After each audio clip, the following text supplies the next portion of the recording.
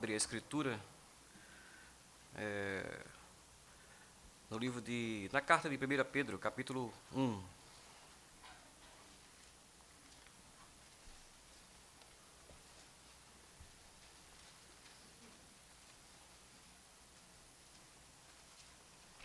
Pedro, capítulo 1.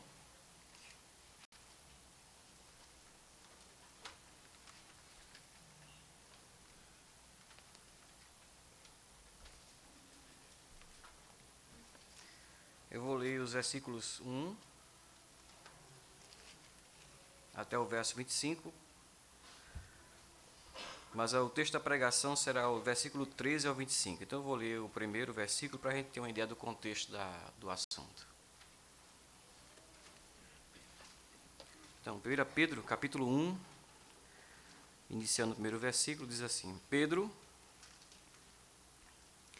apóstolo de Jesus Cristo, aos eleitos que são forasteiros da dispersão no Ponto, Galácia, Capadócia, Ásia e Bitínia, eleitos segundo a presciência de Deus Pai, em santificação do Espírito, para a obediência e aspersão do sangue de Jesus Cristo, graça e paz vos sejam multiplicadas.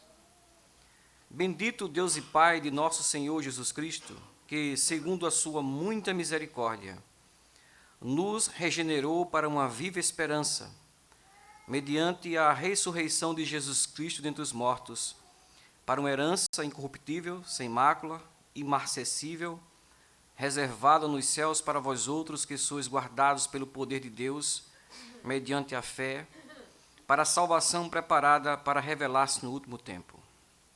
Nisso exultais, embora no presente, por breve tempo, se necessário, sejais contristados por várias provações, para que, uma vez confirmado o valor da vossa fé, muito mais preciosa do que o ouro perecível, mesmo apurado por fogo, redunde em louvor, glória e honra na revelação de Jesus Cristo, a quem, não havendo visto, amais, no qual, não vendo agora, mas crendo, exultais com alegria indizível e cheia de glória, obtendo o fim da vossa fé, a salvação da vossa alma. Foi a respeito dessa salvação que os profetas indagaram e inquiriram, os quais profetizaram acerca da graça a vós, outras destinada, investigando atentamente qual a ocasião ou quais as circunstâncias oportunas indicadas pelo Espírito de Cristo, que neles estava, ao dar de antemão testemunho sobre os sofrimentos referentes a Cristo e sobre as glórias que os seguiriam. A eles foi revelado que não para si mesmos, mas para vós outros ministravam as coisas que agora foram anunciadas por aqueles que, pelo Espírito Santo enviado do céu, vos pregaram o Evangelho, coisas essas que anjos anelam prescrutar. E aqui o texto da pregação. Por isso, sigindo o vosso entendimento, sede sóbrios, e esperai inteiramente na graça que vos está sendo trazida na revelação de Jesus Cristo. Como filhos da obediência, não vos amoldeis às paixões que tinhas anteriormente na vossa ignorância. Pelo contrário, segundo é santo aquele que vos chamou, tornai-vos santos também vós mesmos em todo o vosso procedimento, porque escrito está, sede santos, porque eu sou santo. Ora, se invocais como Pai aquele que, sem acepção de pessoas, julga segundo as obras de cada um, portai-vos com temor durante o tempo da vossa peregrinação, sabendo que não foi mediante coisas corruptíveis, como prata ou ouro, que fostes resgatados do vosso fútil procedimento que vossos pais os legaram, mas pelo precioso sangue, como de cordeiro sem defeito e sem mácula, o sangue de Cristo, conhecido com efeito antes da fundação do mundo, porém manifestado no fim dos tempos por amor de vós, que por meio dele tendes fé em Deus, o qual o ressuscitou dentre os mortos e lhe deu glória, de sorte que a vossa fé e esperança estejam em Deus. Tendo purificado a vossa alma pela vossa obediência à verdade, tendo em vista o amor fraternal não fingido, amai-vos de coração uns aos outros ardentemente, pois fostes regenerados não de semente corruptível, mas de incorruptível, mediante a palavra de Deus, a qual vive e é permanente. Pois toda a carne é como a erva, e toda a sua glória como a flor da erva. Seca-se a erva, cai a sua flor, A palavra do Senhor, porém, permanece eternamente. Ora, esta é a palavra que vos foi evangelizada. Amém. Vamos orar. Nosso Pai Celestial, nós somos gratos pelo dia que nos deste, na Tua grande misericórdia. Obrigado por este dia que é santo, onde nós estamos em santa assembleia para ouvir Tua voz. Que Tu possas falar conosco, que possamos entender Tua palavra e guardar em nosso coração. Ajuda-nos, Pai, pois nós oramos em nome de Jesus. Amém. Amados irmãos do Senhor, nós hoje vamos ouvir um sermão baseado na carta do apóstolo Pedro. E para entender esta carta, eu quero falar um pouco sobre o texto de hoje, falar um pouco sobre o contexto dela, contexto histórico-cultural. Depois eu quero falar um pouquinho sobre as palavras iniciais do capítulo 1 e depois adentrar no texto propriamente dito. Então, um pouco sobre o contexto histórico e cultural. Pedro escreveu essa carta quando ele estava em Roma. Isto é, isso quer dizer que ele estava bem perto do final da sua vida. Pedro foi martirizado mais ou menos no ano 68 depois de Cristo. E isso significa dizer que esta carta foi escrita entre os anos 60 e 68, que é a data mais ou menos provável da morte dele. E Pedro escreveu esta carta para as igrejas da Ásia Menor. Atualmente, nós identificamos geograficamente como aquela área da Turquia, então Ásia Menor. Aquelas igrejas eram formadas, em sua maioria por ex-pagãos. Porém, seus membros fundadores eram judeus e prosélitos que escutaram a pregação de Pedro no dia de Pentecostes. Seus membros fundadores são judeus e prosélitos que escutaram a mensagem de Deus no dia de Pentecostes. Por que eu digo isso? Porque quando você lê o livro de Atos, capítulo 2, versículo 9, você encontra referência a Capadócia, o Ponto e a Ásia, que é justamente para onde ele está escrevendo aqui. Essas pessoas voltaram para suas regiões, depois da pregação de Pedro em Pentecostes, e para suas regiões de origem na Ásia Menor, e lá eles pregaram o evangelho aos seus vizinhos e formaram as comunidades cristãs naquelas províncias aqui mencionadas pelo apóstolo Pedro. Posteriormente, Pedro passou por lá, pregando e ensinando naquelas igrejas. E depois ele viajou em direção a Roma. Agora, por que foi que ele escreveu essa carta para esses irmãos? Foi porque Pedro ficou sabendo da situação difícil em que aqueles irmãos estavam vivendo. Eles estavam sendo perseguidos por causa da sua fé. Não era uma perseguição oficial, podemos dizer assim, por parte do império, mas por seus parentes e vizinhos.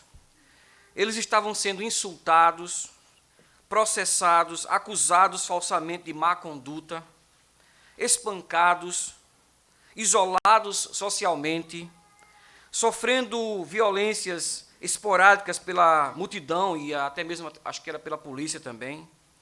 Então, Pedro escreveu para aqueles irmãos para, primeiramente, encorajá-los, mostrando as alegrias da glória futura. Também escreveu para exortá-los a permanecerem firmes na fé, a entenderem e a aceitarem os sofrimentos por causa do amor a Cristo e para o seu crescimento na fé. E também Pedro escreveu para que eles fizessem o que é certo, independente das circunstâncias que eles estavam vivenciando. Então este é, portanto, o contexto histórico-cultural dessa carta. Agora vamos olhar um pouco para aquilo que foi dito nos versículos anteriores ao texto de hoje, os versículos iniciais. O que é que Pedro falou aqui no início, que nós lemos? Ele falou que aqueles irmãos eram eleitos de Deus. Vocês ouviram isso na leitura? Que eles foram eleitos para a obediência e a aspersão do sangue de Cristo. Pedro disse que eles foram regenerados para uma viva esperança, esperança que é algo maravilhoso, que é algo que virá no futuro. Esperança que faz com que eles superem os sofrimentos. Pedro falou isso. Esperança que foi admirada por profetas e anjos, que os sofrimentos deles que eles passavam, tinham a ver com a provação e com o aperfeiçoamento de sua fé. Então, foi isso que ele falou nos versículos anteriores. Agora, olhando para o texto propriamente dito, eu peço que você preste atenção, ele inicia dizendo no versículo de número 13, ele diz: por isso, cingindo o vosso entendimento, sede sóbrio, esperai inteiramente na graça que vos está sendo trazida na revelação de Jesus Cristo, e assim por diante. Por isso. Então ele começa com por isso. Ou seja, Pedro agora passa a mostrar para esses irmãos, a partir desse momento, outras consequências da nova vida em Cristo. Para entendermos esse texto, nós precisamos olhar para ele a partir de duas perspectivas. Preste bem atenção. Em primeiro lugar, eu quero falar desse texto de uma maneira mais ampla, uma visão panorâmica. E depois eu quero falar dele de uma maneira mais específica. Então, para os irmãos entenderem, é como se você fosse conhecer Recife, a partir de um exemplo de um helicóptero, você está vendo a cidade como um todo. Eu quero mostrar esse texto como um todo, alguns aspectos gerais. E depois eu quero que vocês andem pela rua de Recife, ou seja, andem pelos textos, pelas palavras propriamente ditas desse texto. Então, uma visão mais ampla, uma visão mais específica. Uma visão mais ampla do texto.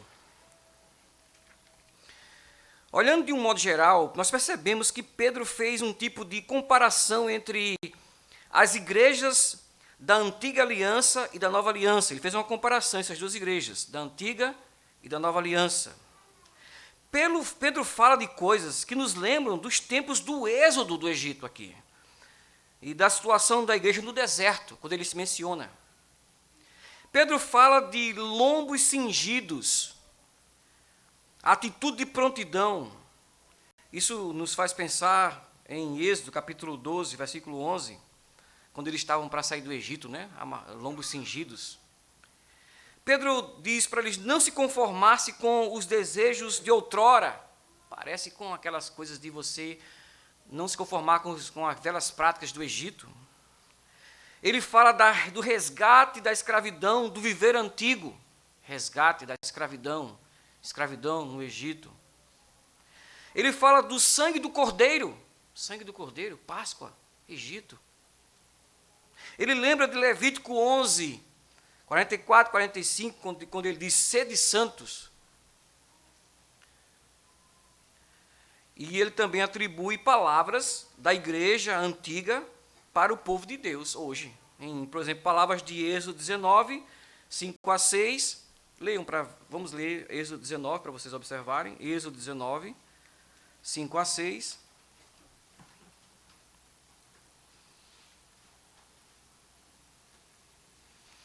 Êxodo 19, 5 e 6 diz assim: agora, pois, veja, aqui está sendo escrito para os judeus, para a igreja do Antigo Testamento. Ele diz: agora, pois, se diligentemente ouvides a minha voz e guardares a minha aliança, então sereis a minha propriedade peculiar dentre todos os povos, porque toda a terra é minha. Vós me serei reino de sacerdotes e nação santa. São estas palavras que falarás aos filhos de Israel. Então, o que é que se fala para os filhos de Israel? Que eles são sacerdotes e nação santa. Então, quando você vai para 1 Pedro 2,9, veja como Pedro trata aqueles irmãos como que são gentios também. 2,9 diz: vós, porém, sois raça eleita, sacerdócio real, nação santa, povo de propriedade exclusiva de Deus. Então, ele está tratando daquela igreja neotestamentária, usando termos que foram usados para a igreja do Antigo Testamento. Tudo isso mostra o que para nós? Mostra que a igreja do Novo Testamento é o verdadeiro Israel de Deus. Ou seja, a igreja neotestamentária, é o povo eleito do Senhor. Ela é o povo de Deus vivendo espalhado pela diáspora deste mundo.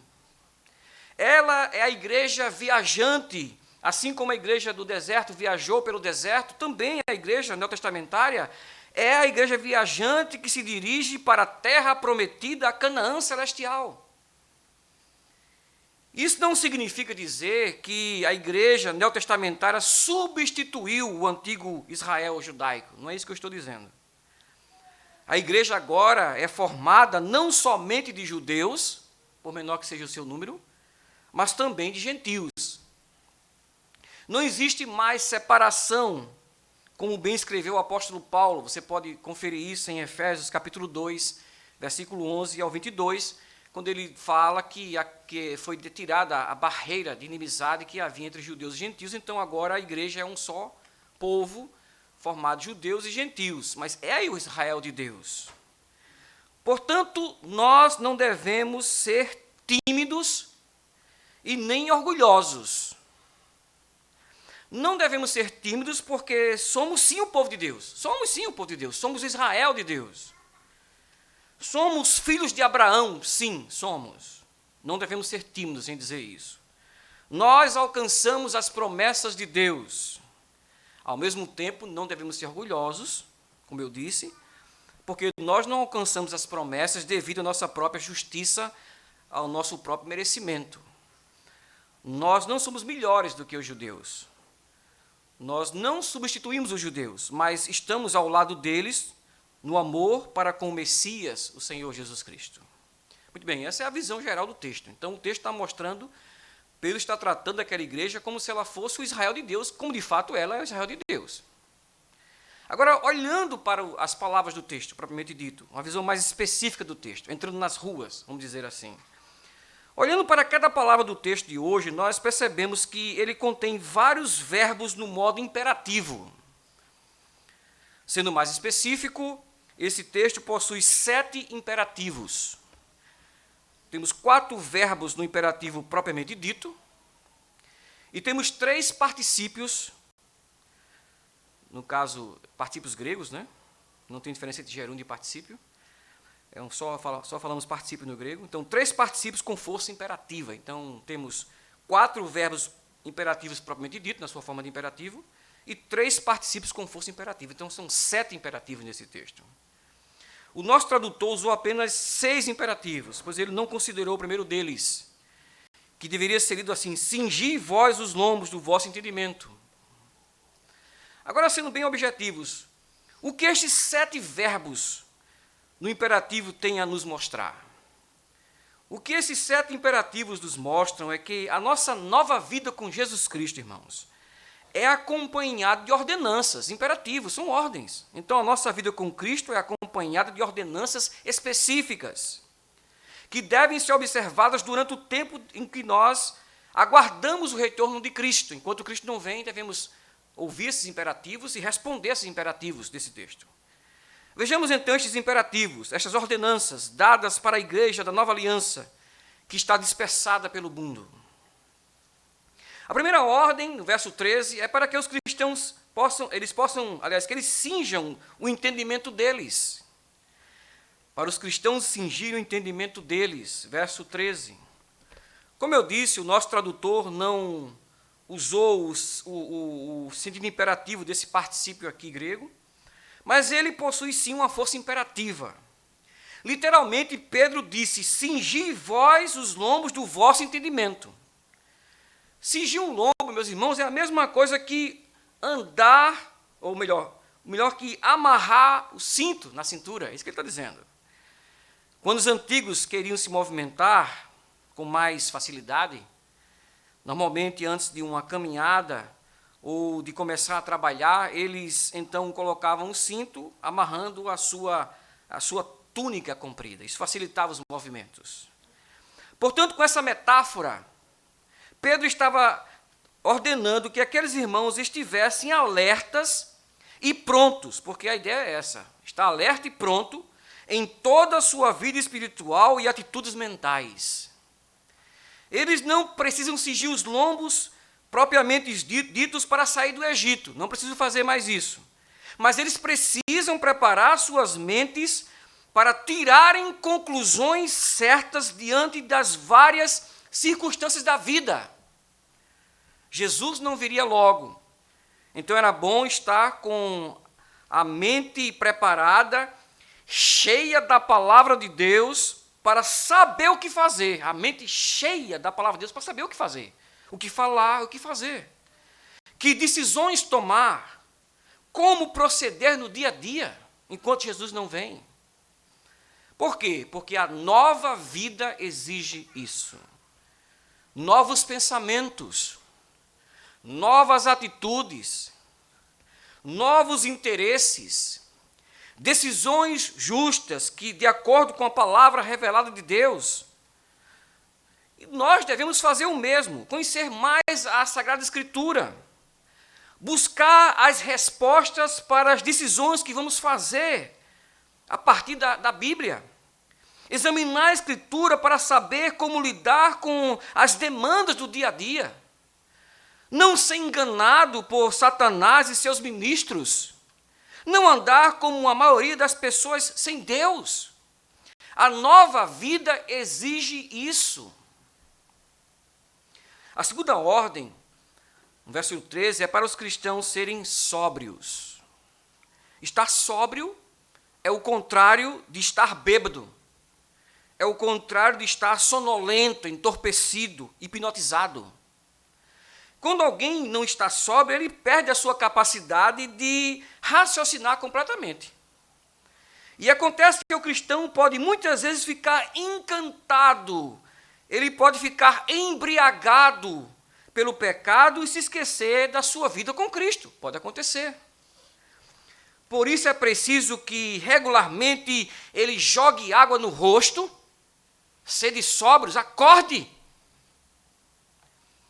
Que ele fique de pé, tome uma xícara de café, bata na face, acorda, cristão. Acorde do seu erro. Às vezes parece que a música inebriante do pecado, parece que às vezes com a música inebriante do pecado, nós nos damos conta, nós não nos damos conta de que estamos caminhando pelo caminho errado. Pedro diz, sede sóbrios, ou seja, acordem, saiam do encantamento do pecado, despertem do sono, fiquem alertas à espera do seu Senhor. Não relaxem, não baixem a guarda, a nova vida exige isso. A terceira ordem do texto é para os cristãos esperarem inteiramente na graça que está sendo trazida na revelação de Jesus Cristo. Aí no verso 13. Esta ordem era importante para aqueles irmãos. O objetivo deste preceito era exortar aqueles irmãos a não ficarem impacientes. Eles deveriam esperar inteiramente na graça que está sendo revelada, que está sendo trazida na revelação de Jesus Cristo. Então, para que eles não ficassem impacientes, para que eles não ficassem inconstantes, para que eles não ficassem inquietos, apressados, desanimados. A razão é que as promessas de Deus têm o tempo certo para se cumprirem. Por exemplo, a primeira grande promessa, Gênesis 3,15, só foi cumprida séculos e séculos depois. A vinda do Messias, séculos e séculos depois. E se a primeira vinda demorou, para acontecer, então é muito provável, estou falando, me referindo naquela época deles, é muito provável que a segunda vinda também demorasse. E hoje sabemos que a segunda vinda de Cristo não foi profetizada para logo. Veja, nós estamos em 2020. Mas assim como aconteceu a primeira vinda, assim vai acontecer a segunda vinda de Cristo. E o que eles tinham que fazer era esperar pela salvação que vinha com Cristo com bastante paciência. Paciência, irmãos. Ainda era necessário que se completasse o número dos eleitos de todos os tempos e lugares. Agora, olhando para o que foi dito antes, pelo que Pedro falou antes, esta espera não é como alguém que está esperando na fila do banco, ou como alguém está sentado no consultório médico, folheando as revistas, né? Quando as pessoas ainda faziam isso. Não é essa espera. Essa espera é inerte. É uma espera onde devemos agir com sobriedade, como ele falou, e preparados com cingidos para toda boa obra. Em outras palavras, é uma espera com as mangas arregaçadas para o trabalho no reino de Deus, na luta contra as trevas. Portanto, irmãos, esperem com paciência. As palavras se aplicam a nós. Esperem com paciência, sabendo que mesmo que Jesus não volte hoje, a nossa missão é esperá-lo com as malas prontas e o cajado na mão. Essa é a nossa missão, a missão de vocês. A quarta ordem no texto é para os cristãos não se deixarem mudar, ou melhor, moldar as paixões do passado, verso 14. É como se Pedro dissesse: não olhem mais para o Egito. Não permitam que os antigos costumes voltem a guiar suas vidas. Não olhem para trás. Não se deixe levar pelos antigos desejos do passado, quando vocês viviam na ignorância. Para eles, isso significava não se deixar levar pelas paixões do antigo paganismo, para eles, vivido por eles. Hoje em dia devemos pensar na nossa vida antes de nós nos comprometermos com Cristo. Eu sei que muitos de nós nascemos na aliança, né, e fomos criados desde bebezinhos na igreja, e temos um comportamento diferente dos demais. Mas muitos vieram lá de fora. E aqueles que vieram do mundo sabem exatamente o que Pedro está dizendo. Não se deixar moldar por todas aquelas práticas. Então, seria como não voltar para as nossas antigas paixões, para aqueles envolvimentos ilícitos que tínhamos lá fora, para a prostituição, o adultério, as bebedices, orgias e etc. Nós antes, aqueles que estavam lá fora, não nos importávamos com o reino de Deus. Éramos religiosos de vez em quando. Lutávamos uns contra os outros e assim por diante. E Pedro disse: não voltem para essa vida suja. Não voltem para essa vida suja. Como filhos obedientes, que querem ser como seu Pai Celestial, busquem o padrão correto da nova vida. Este padrão correto da nova vida, que deve ser buscado, é justamente a quinta ordem dada por Pedro nesse texto. A quinta ordem que ele dá no versículo 15 diz... deixa eu ler o verso 15.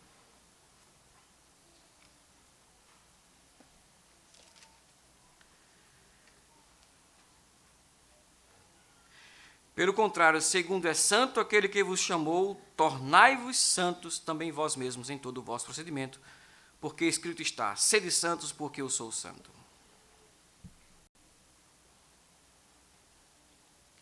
A quinta ordem é para os cristãos se tornarem santos como aquele que os chamou. Para exortar a santidade, Pedro fez uso de Levítico 11, 44 e 45. Sua ordem, portanto, está fundamentado na antiga ordem de Deus para o seu povo. Deus disse para os povos do Antigo Testamento: sede santos.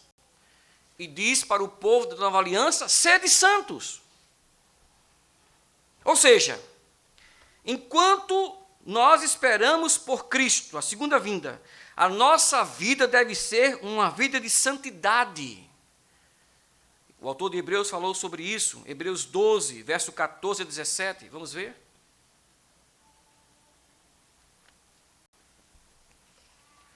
Hebreus 12.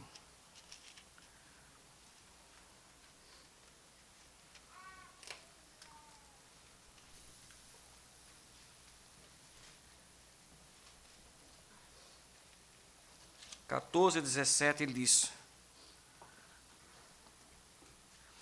diz: ora, não tendes chegado ao fogo palpável e ardente, à escuridão e às trevas e à tempestade, e ao clangor da trombeta, e ao som de palavras tais, quantos ouviram? Melhor, perdão, estou lendo no verso 18, verso 14.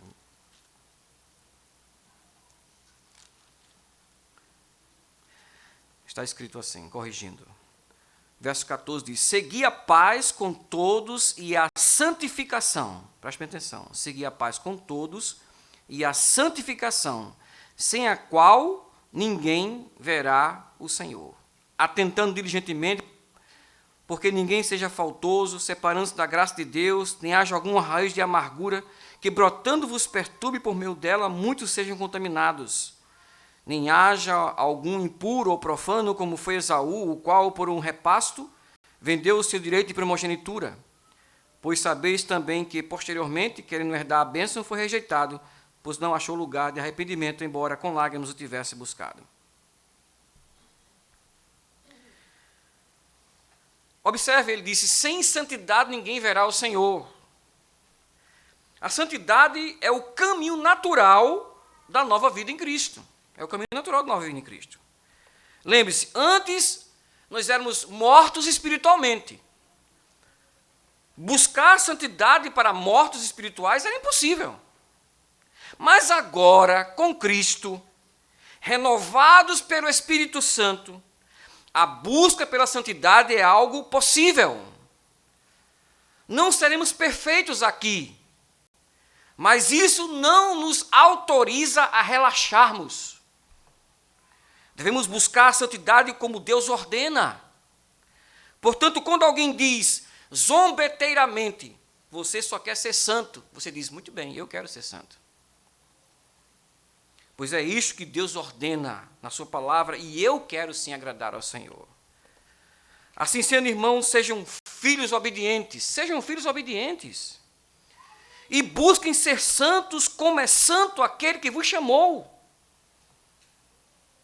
A sexta ordem desse texto, verso 17, a sexta ordem para os cristãos é que eles devem se portar com temor durante o tempo da sua peregrinação.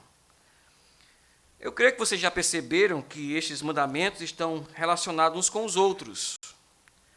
Se buscarmos a verdadeira santidade, é claro que andaremos respeitando a Deus, tendo temor de Deus, é claro. Viver com temor é honrar, é respeitar, é ser reverente a Deus, para com Deus. Pedro falou do tempo da vossa peregrinação. Peregrinação ou exílio no mundo, veja que são palavras semelhantes àquilo que foi usado para a igreja do Velho Testamento, né? Assim como Israel vagou pelo deserto, nós estamos vagando sem pátria, sem nacionalidade deste mundo, sem a nacionalidade deste mundo.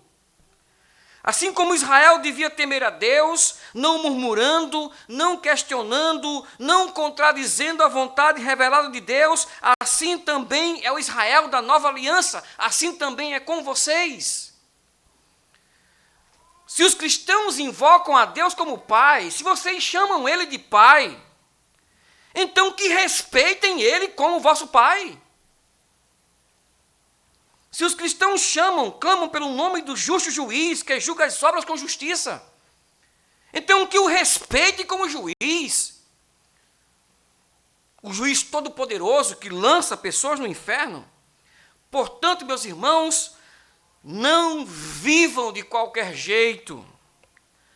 Não vivam como se Deus não estivesse vendo, ou como se não estivesse importando com vossas atitudes. Resumindo, respeitem a Deus. Façam isso não somente porque vocês são filhos do Pai Celestial, mas também por aquilo que Pedro disse nos versículos 18 a 21. Vamos ver? 18 a 21.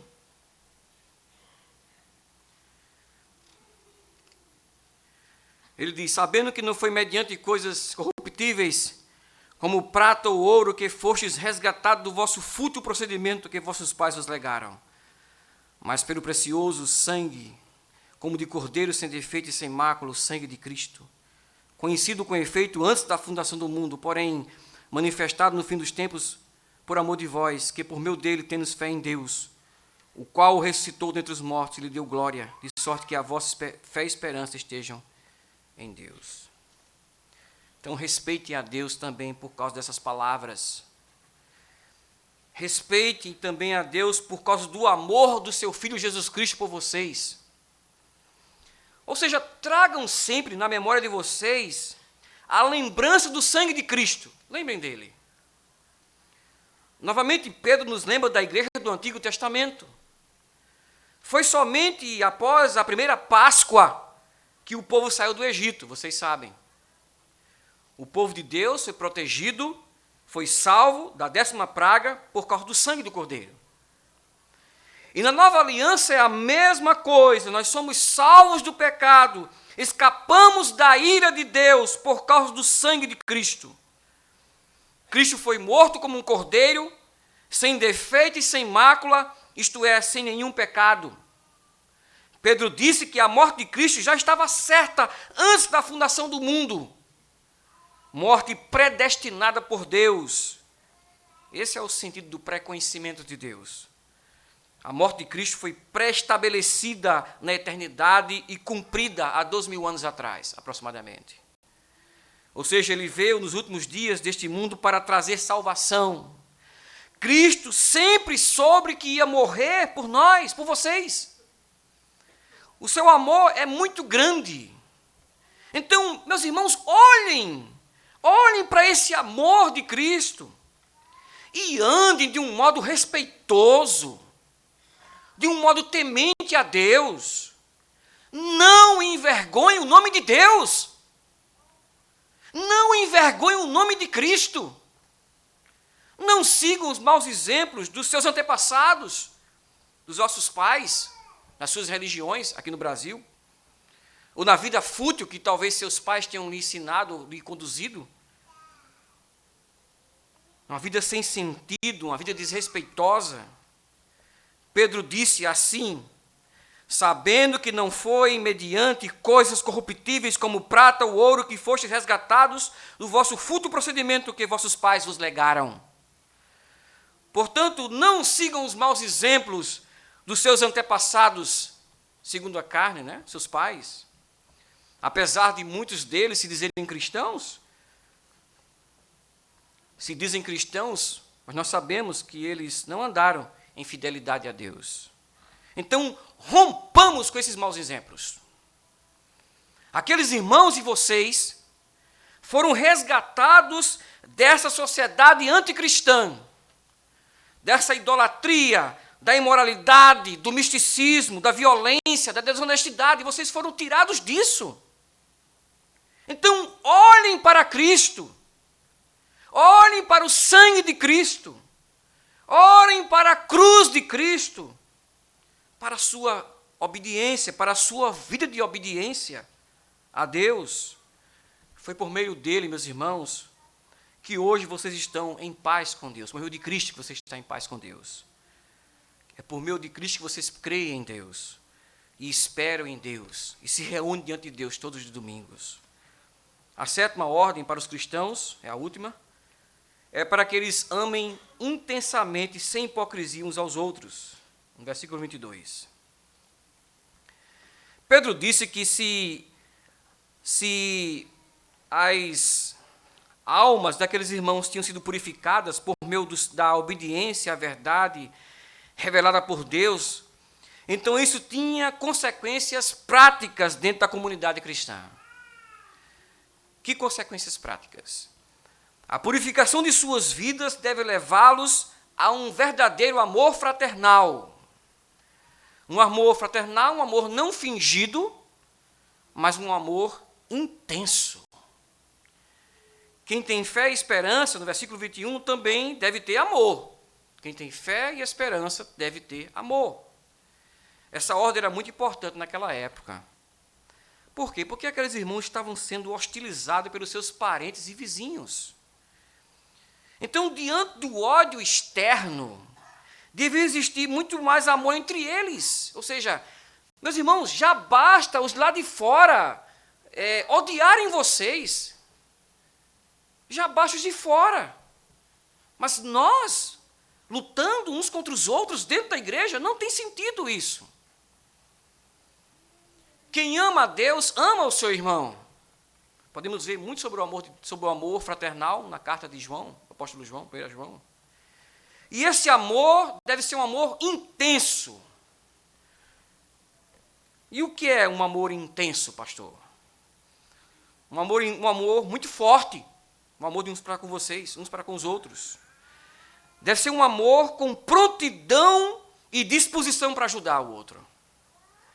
é zelo no socorrer, estar ao lado do seu irmão, chorar quando ele chora, sorrir quando ele sorri. E se você quer um exemplo do que é amar fraternalmente o seu irmão, esse amor intenso, então pense, por exemplo, no amor que você tem para com seus próprios filhos, se você tem filhos. Pense no amor que você tem por eles. Como é o amor por eles? O que você é capaz de fazer por seus filhos? Você acorda qualquer hora da noite para ajudá-los, não é? Você não mede esforços para ajudar os seus filhos. É esse amor que ele quer que você tenha um para com o outro. É isso que você deve fazer por seus irmãos. Um amor como esse, meus irmãos, um amor como esse só pode ser fruto da nova vida. Pedro nos fala da nova vida, versículo 23 a 25. 23 a 25.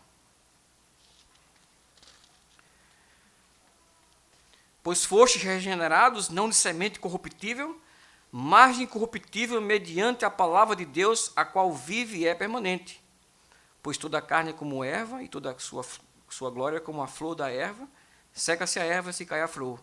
A palavra do Senhor, porém, permanece eternamente. Ora, esta é a palavra que vos foi evangelizada. Ou seja, a velha vida é terrena e passageira. Mas a nova vida é celestial e duradoura. A nova vida não veio até nós como uma semente destrutível, não veio até nós como uma semente destrutível. A nova vida é fruto de uma semente espiritual. Esta semente é a palavra de Deus. E a nova vida vai permanecer para sempre em vocês, porque a palavra de Deus é eterna. Foi implantada em vocês. A palavra é eterna e vai permanecer. É esta nova vida que nós recebemos, que vocês receberam, meus irmãos. E que torna vocês aptos para ouvir estes mandamentos. Pastor, como vamos cumprir esses mandamentos? Porque você recebeu a nova vida. E você foi tornado apto para ouvir esses mandamentos e responder esses mandamentos. Devidamente a cada um deles. Então, meus irmãos, para finalizar, sejamos gratos a Deus pela nova vida que nós recebemos. E essa gratidão deve ser demonstrada pela obediência a cada um desses imperativos que eu mostrei para vocês, conforme está no texto de hoje, na primeira carta do apóstolo Pedro. E que Deus os abençoe. Amém.